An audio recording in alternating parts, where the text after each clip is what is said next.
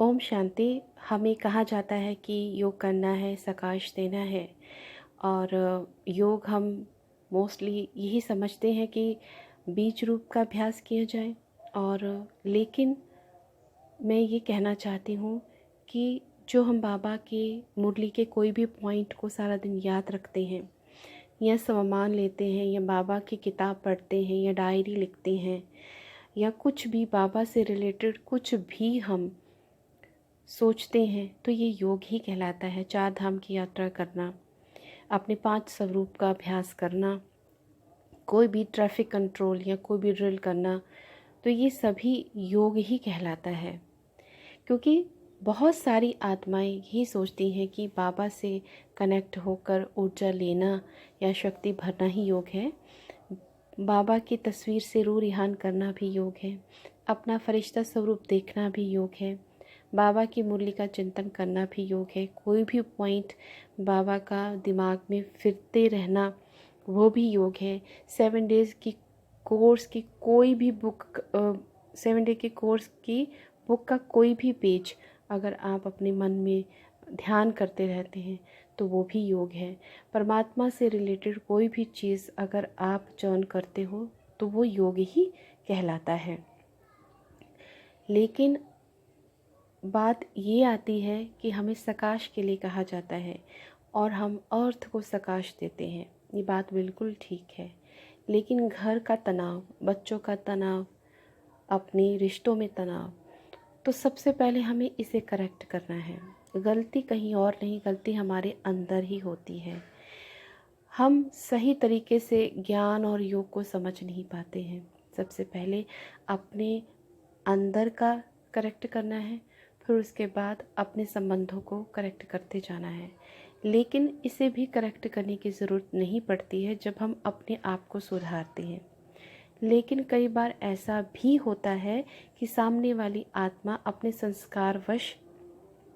संस्कारवश कुछ न कुछ करती है और जिससे हम हलचल में आते हैं, तो उससे भी परेशान नहीं होना है। बाबा ने हमें बहुत सुंदर सुंदर विधियां बताई हैं।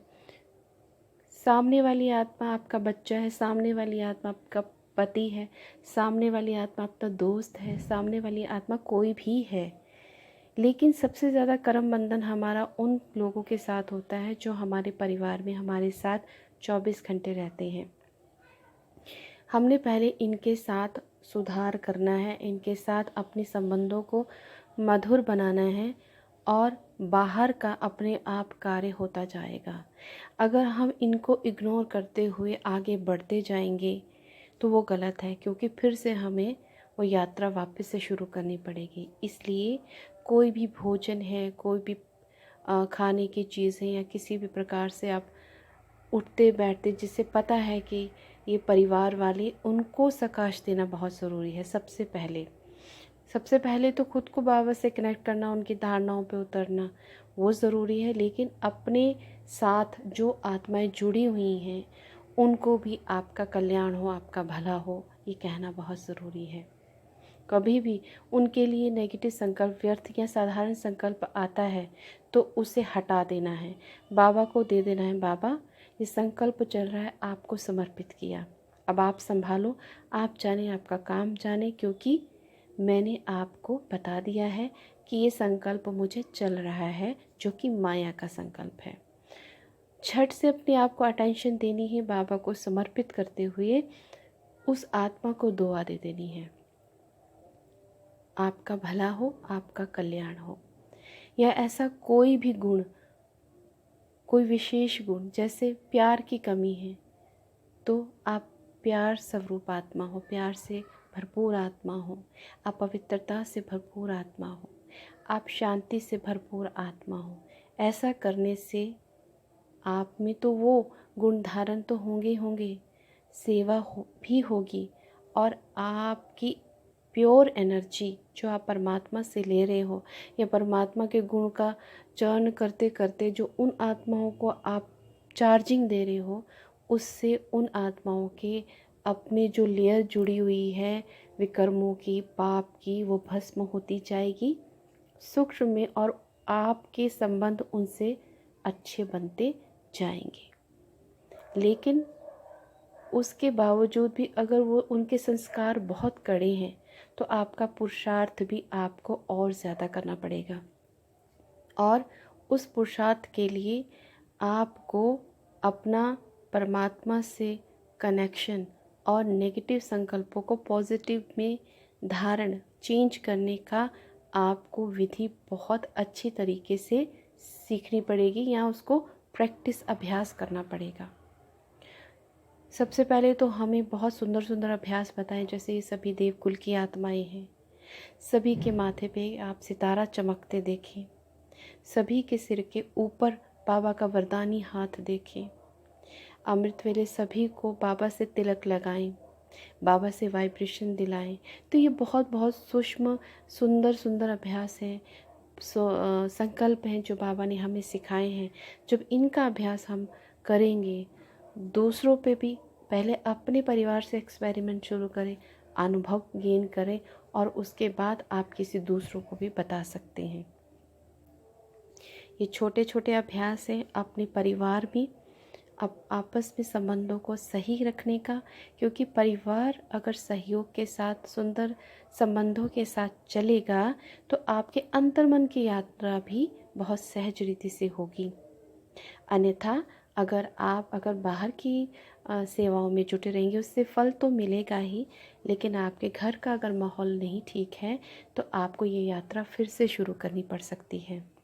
इसीलिए सबसे पहले आप अपने परिवार, आपका जो विश्व है, उसको सकाश दें, उनको सुंदर संकल्पों से नवाजें, उन्हें बाबा के प्यार का ताज पहनाएं, उन्हें बाबा का रूहानी गुलाब बनाएं, भोजन पानी संकल्पों से दें।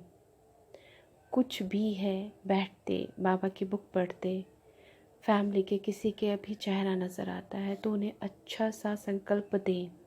ये बहुत सुंदर अभ्यास भी है अपने नेगेटिव संकल्पों को झट से चेंज करना, और फुल स्टॉप लगाने का बहुत सुंदर तरीका है कि कोई भी नेगेटिव संकल्प आया, झट से फुल स्टॉप लगाया, माया का वार समझा, बाबा को दिया और उसे चेंज कर दिया।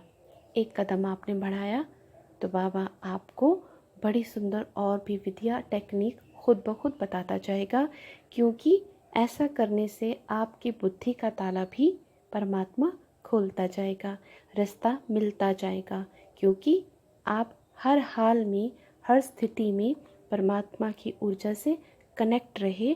परमात्मा की ऊर्जा से कनेक्ट होना माना बाप पर निश्चय रहना। तो बाप पे निश्चय रहा, बाबा से कनेक्ट रहे, तो बाबा की वो पवित्र ऊर्जा आपको आगे लेकर जाती जाएगी। हर वो सीन जो आ रहा है वो ड्रामा का एक सुंदर सीन बन जाएगा, साइड सीन बन जाएगा, और आपकी धारणा बनती जाएगी, आपका अभ्यास पक्का होता जाएगा, आपका पुरुषार्थ अच्छा होता जाएगा, आपके घर का वातावरण बहुत सुंदर बनता जाएगा। कहते हैं ना बाबा, जहाँ तुम बैठो वहीं शिवालय, वहीं मधुबन। तो ऐसा होता जाएगा।